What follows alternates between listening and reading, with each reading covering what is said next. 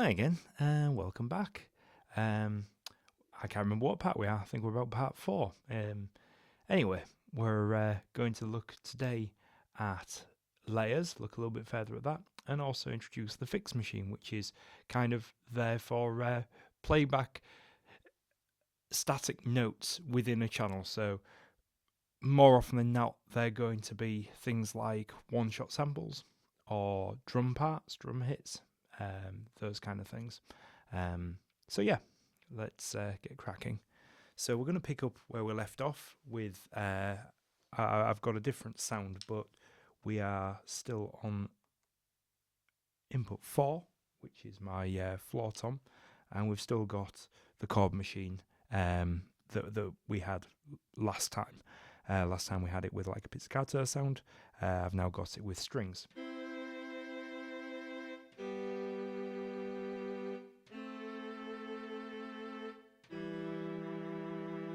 That's kind of the loop that we're going to be using. So that one's on layer 1 of input 4. So if we move to any of the other layers, we'll see that the grid goes dark, and on the nuance screen we're seeing empty, and that's because currently we don't have any track, any machine type loaded in to that layer. So we'll use our little machine toggles here to kind of move through them and pick one that speaks to us. So for now, let's just have a basic machine. So you'll notice that whereas on these ones we kind of had some preset routings on our input layer 1s, on our 2s there's no channel information and there's no track information. That's because we kind of felt that these are the sort of things that you're going to grow into, and you kind of need to know why you're doing it before you do it, otherwise it's just going to be kind of a mess. You're not going to know where sounds are coming from and so on. So basically this gives us a good chance to talk about another feature on the grid that we've not really spoken about, and that's these 4, so the lit and the 3 unlit. So these are pages. So what pages are within our track lanes and all the other data. We actually have, so this was our track lanes 1, 2, 3 and 4, but we actually have 4 pages of track lanes, and up to now those have never really been routed to anything, or they haven't done anything for us. So that's what pages are. So they're like 4 more versions of these like 16-step sequences of notes. Sorry, I got hit into the wrong page there. So what we're going to do is we're going to come back to our machine's context, and we're going to make sure we're on input 4 layer 2, which is our kind of new layer to experiment with, and we're basically going to go to page 2 and just pick a track lane within that page. I'm going to pick this bottom one just because it's kind of grouping everything that's on the floor tom into the bottom track lanes of each 4. That's just a personal preference. You could put it into any of them. And I'm going to do my little brackets gesture again of holding down our layer 2, our new layer, and pressing into page 2, track lane, so 5, 6, 7, 8, so track lane 8. So at the minute we wouldn't hear anything because we don't have any channels assigned. So we're just going to stick with the same 4 instruments we've been using up to now.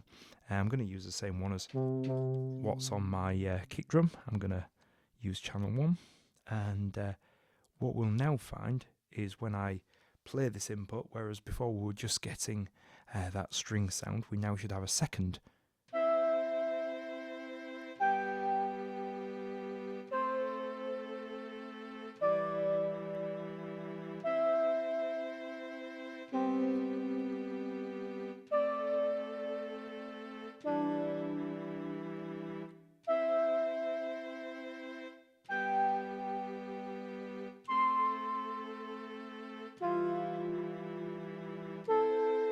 So you can see there's kind of multiple different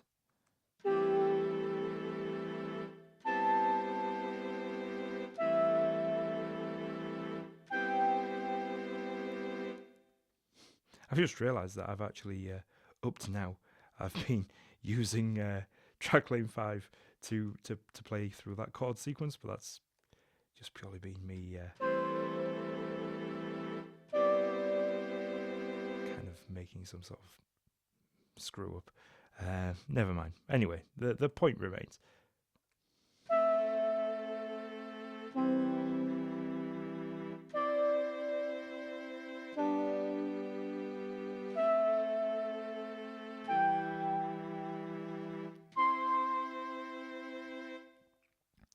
So yeah, that's kind of how that works. So just to extend on that for momentarily, we've obviously had the chord machine, and we were discussing last time how we have the ability to have a strum, and if we pick slow strums,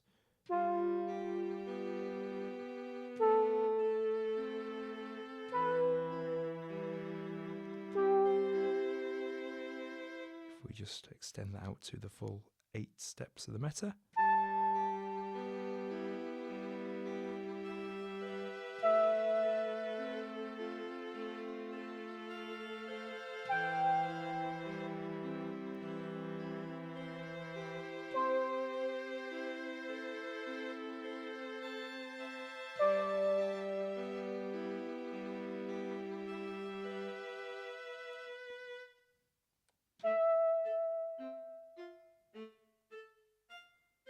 I've just turned that sustain down.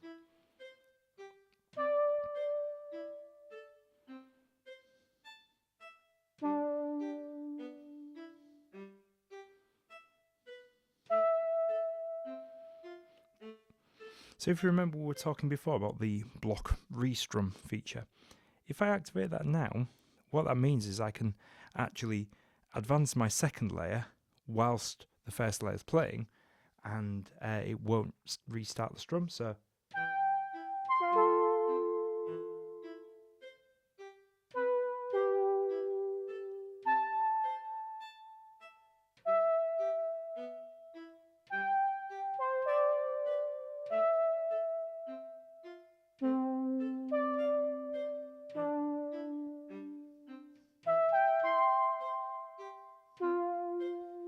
yeah, I hope you can see how that's sort of musically useful. One of the other things we can do is we can actually use holding an input and holding a layer to learn things about that input. So if we hold an input, so this is useful, actually I should have mentioned this in the very first video. This is useful if you have an input that isn't the MIDI notes that we suggest, or you want to organise your drums differently. So for instance, at the minute, obviously input 1 relates to my kick, and if input 2 relates to my snare. But if I wanted them to be the other way around, for instance, for whatever reason, if I wanted input 2 to be my kick, I could very quickly assign the MIDI note that's coming from my trigger on my kick drum to layer 2 instead of layer 1 by holding down that input and just playing a note. And now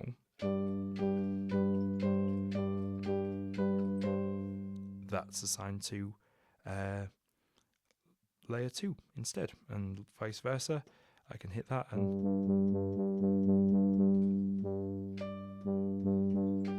they've kind of swapped places. So we can put them back just by quickly, again, holding, press that note, holding, press that note. So that's quite straightforward. It's quite an easy way to sort of organise our patches.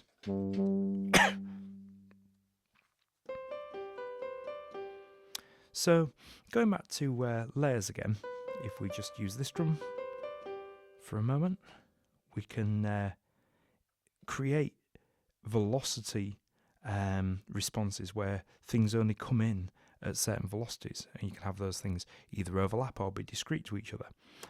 So for instance,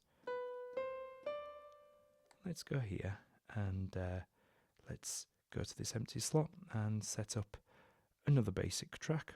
And for now, for argument's sake, we are just going to assign that to the same track lane as what we have for input 3. So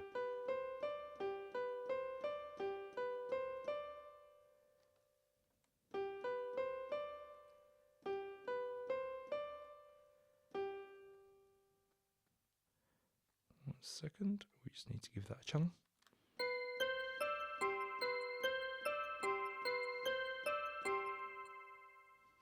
Because I've forgot that by default we don't get a channel on new second layers and above. So it was still driving, but that's interesting to know, without any channel data. It was still driving the track, which is kind of another way that you can sort of advance tracks without sending MIDI notes. I'm going to put that back in there. And one of the other things that's useful to know is each one of these layers, the track routing is completely discrete to other tracks. So it's taking the same note data, but the tracks, channels that you turn on and off in this layer are completely independent to this one. So they could even both be pointed at the same layer. The only problem is, can you see how that's now moving 2 steps at a time? The reason is you've now got 2 pulses coming from input 1 and input 2. And each of them is advancing it, so it's advancing twice every time you hit it once. So to get rid of that, if we go back to our leader pointer concept, if we actually leader point to itself, that basically negates the advancing part of the track, and it becomes what we call a follow machine. Now, a follow machine is its own machine type, just like the advanced machine that we dealt with earlier. But this is sort of another way to achieve the same outcome. So we've now got 2 instruments both playing the same notes. But as we said, we can make these velocity sensitive. So if I go to my second layer and hit with sort of medium hardness, then I can play my first layer on its own by playing quiet, and then by playing a little bit louder, add that one in, and they both play. So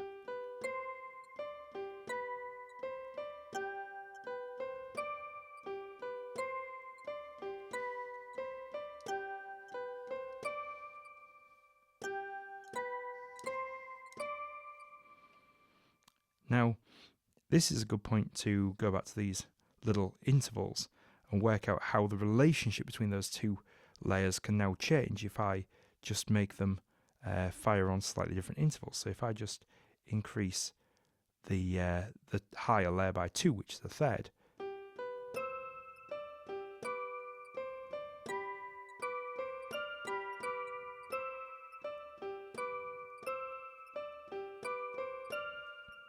so yeah, so that's the theory. And obviously that works for all the machine types. So if I, for instance, chose a riff machine at that bottom layer, and because a riff machine doesn't move forward, I can now go to my layer 2 and remove that self-pointed leader pointer, because I can now use that second layer to advance. But what it means is, even within one drum, I can now have it so the riff machine's just moving on that one, and I'm using the second layer to move it forward.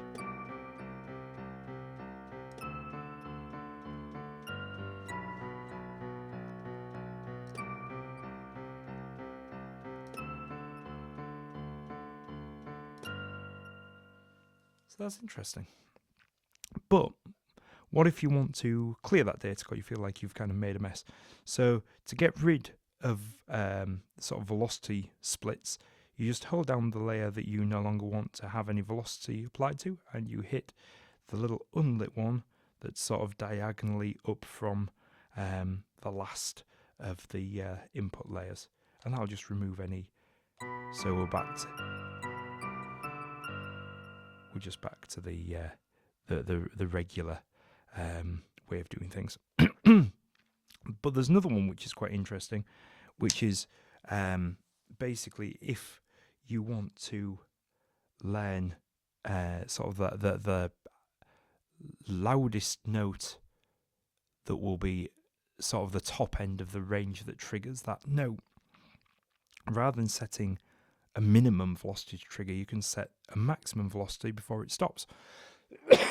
And we do that rather than just by holding the input. We hold this unlit key to the left of the first input, and we'll see that that says MIDI learn velocity high, and then we hold the input that we're training. So in this case, we'll train the highest note that we want the riff machine to respond to, and I'll play sort of quite a hard. Let's have a look.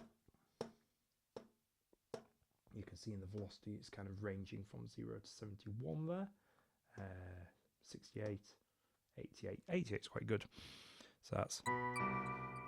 And then if we want to make sure that that is now discrete to the high one, you can hold down the input that we've set that high velocity to, and then press the next one, and it'll basically pick up where that one leaves off. So if that one's 0 to 88, the next one's now 89 to 127.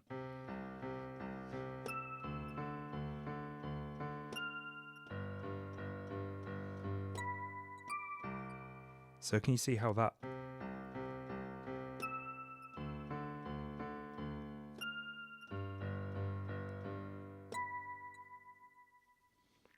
There's a few things I'd probably like to correct there. I'd like to make sure they always starts on the lower note.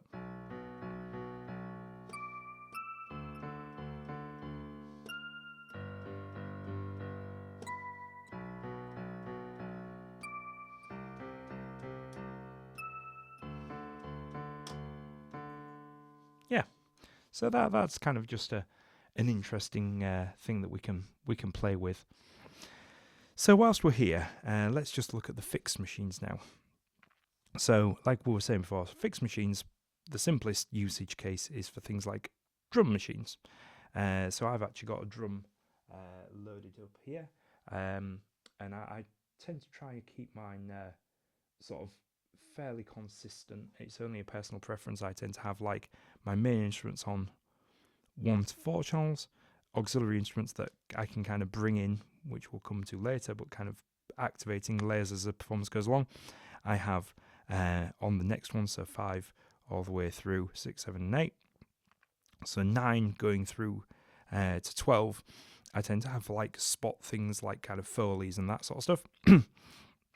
And then 13 through to 16 tends to be my drum machines and sample players and things like that. And again, like I say, that's just purely personal preference. You can set it up however you want. But I'm just going to follow that for now because that's what I'm familiar with. So because these are all kind of like higher, I tend to group my my drums with page 4 in terms of where to park things, sort of thing, where to park channel information and what have you, and also channel layer 5, just because I find like I want to work melodically from the simplest, from 1 going through to in that direction to 2 to 3 to 4, whereas my drums I tend to always park at the very end just because it's easy to see what's going on. So we're going to add a drum now, and we're going to do that using the fixed machines. So we're still in our machines context, and actually that was already activated. I'm just going to deactivate it and then reactivate it. So you would come into yours and it will be unlit like this, and then you'd kind of move along until after the chord machine and you get to the fixed machine. And as you can see, there's a meta again as usual. In the fixed machine meta, each of these is one particular note that will play over and over again.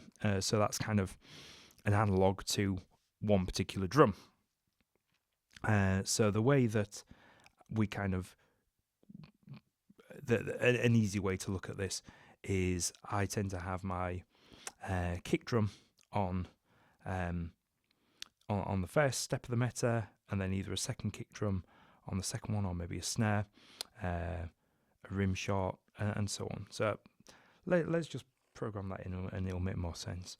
So like I say, this one's on channel 13, so we'll turn on channel 13. I'm going to use that top track lane there, and then we're just going to make that link, which to be fair I'd already made because I've programmed this before. I'm making it again now. So now, if what we're doing, so that's another thing that can kind of catch you out once you've already started programming things. I should have programmed this from a completely fresh input. That's my fault. But it brings up an interesting point. So on the screen, if you look on the left-hand side, sort of 3 items down in the black, you have probability, and probability at the minute is set to 0. And what that basically means is that layer is off. If I press that again, it goes up to 100%. And now I can actually focus probability and have anything in between. So it doesn't have to be always on or always off. It can be on sometimes and use probability to kind of sometimes play that layer and sometimes not. And that's the same for any layer. So you can have instruments that use probability to step in and out.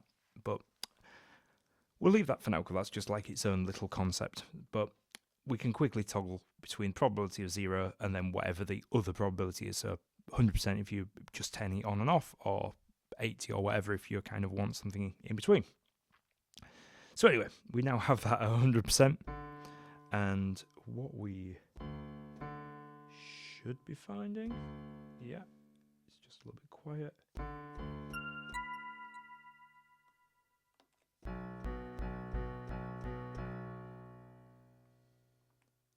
just going to, can you hear how that's a kick drum? There we go.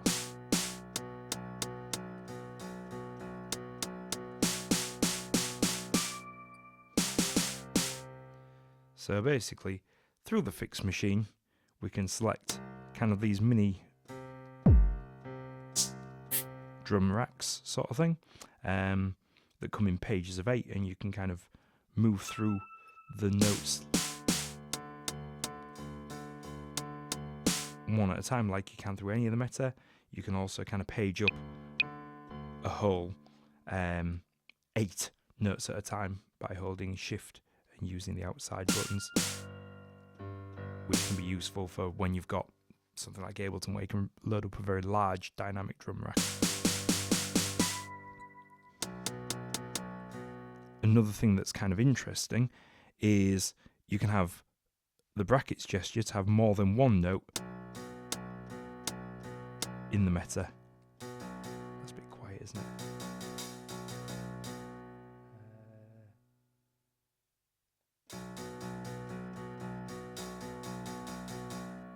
There we go. So by default, that's just going to play around the round robin. But if you remember from our riff, we have access to other ways of playing. So you can have it so it's randomly triggering, which can be quite useful just for providing variety if you've got 2 drums that are similar to each other, park them next to each other. So you can have kind of a little bit of extra sampling if you've got like 2 samples that are close to each other, 2 different hits, or 4 or 8 or whatever. Or you've got velocity.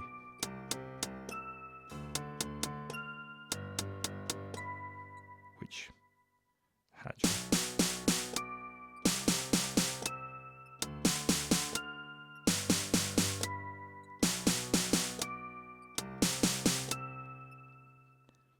so that's kind of useful as well.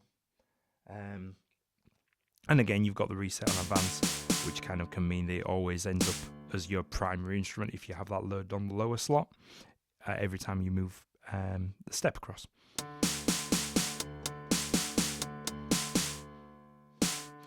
So that's that. Another thing that we've not really covered before is velocity pass-through.